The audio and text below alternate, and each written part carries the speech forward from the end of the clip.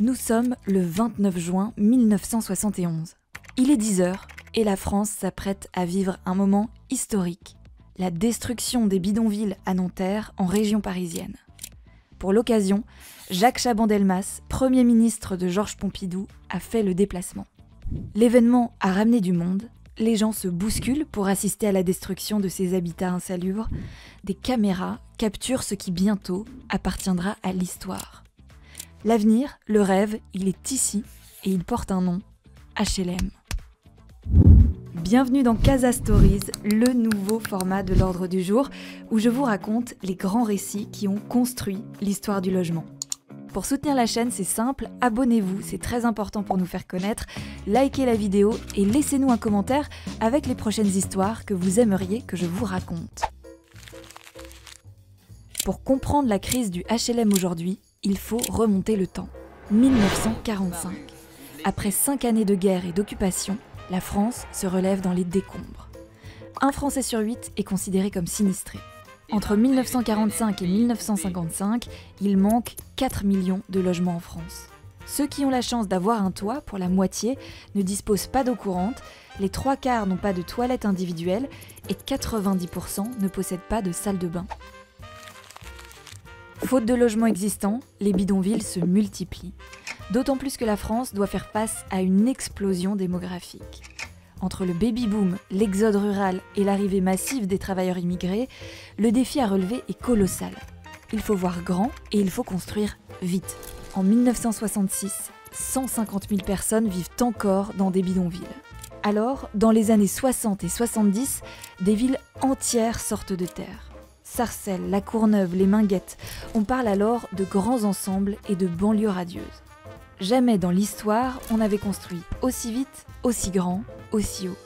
Et un mot émerge, les HLM, habitations à loyer modéré.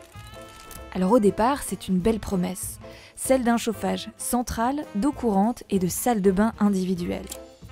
Pour les Français qui ont connu les bidonvilles, c'est un vrai rêve qui se réalise. Quelle est la chose la plus heureuse qui vous soit arrivée depuis que vous êtes mariés? C'est d'avoir eu le logement. Sûr? Ah oui. À la fin, j'arrivais, je ne pouvais plus rien supporter, j'en avais marre de la vie, j'étais dégoûtée de vie, vous savez. On ne pouvait pas ranger comme on voulait, il fallait attendre pour se coucher, on pouvait pas... Si on avait du monde, il fallait attendre pour coucher les enfants. Il n'y avait pas la place de mettre une chaise, on pouvait recevoir personne. Quand vous êtes arrivé ici la première nuit, vous étiez nerveuse, vous étiez contente, Oui. Oh, j'ai pas dormi d'ailleurs, j'étais tellement contente. Alors après, j'ai dit à mon mari, maintenant il suffit de travailler pour meubler comme il faut. À Sarcelles, c'est une ville entière qui surgit des champs. 10 000 logements sont construits.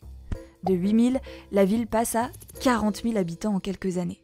Le HLM, c'est l'avenir, la promesse d'une ville meilleure, d'une France moderne. Mais derrière la façade, les premières fissures apparaissent. Mais ces quartiers, pensés comme des vitrines du progrès, se heurtent à des difficultés. Malfaçon, isolement, risques sanitaires et sentiment d'abandon. Ça va plus, l'ensemble va plus. La cité se dégrade, mauvaise mentalité à droite à gauche. Et... Non. Puis les loyers, très lourd, très cher. Hein. Ici, vous vous sentez isolée? Oui, très isolée. Je ne me plais pas. Ça a été décevant, c'était atroce parce que ce qui m'a marqué le plus, c'est les laisser aller un peu, voir les enfants qui n'étaient pas comme je les avais vus auparavant, mais cette saleté, ce que je croyais que c'était de la saleté, finalement c'était de la misère. En bref, on a construit trop vite. Et quand la crise économique frappe, tout s'accélère. La classe moyenne, qui devait former le cœur de ces quartiers, s'enfuit, tandis que les plus fragiles, eux, restent sur place. Et c'est le début de la chute. Nous sommes en 1983. Le HLM des Minguettes est démoli.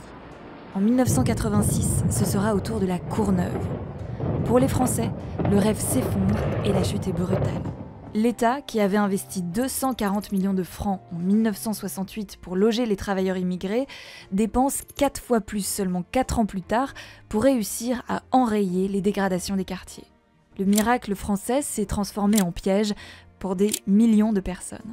Aujourd'hui, 10 millions de Français vivent encore dans ces barres d'immeubles. L'histoire des HLM, c'est celle d'une France qui voulait résoudre une crise par la force du béton et qui s'est heurtée à la réalité sociale. À l'époque, le 29 juin 1971, quand on rasait les bidonvilles de Nanterre, personne ne pouvait imaginer que 50 ans plus tard, on détruirait ces HLM qui devaient tout changer. Les HLM, ça devait être la solution miracle au mal logement français, et c'est devenu le symbole d'un échec collectif qui nous hante encore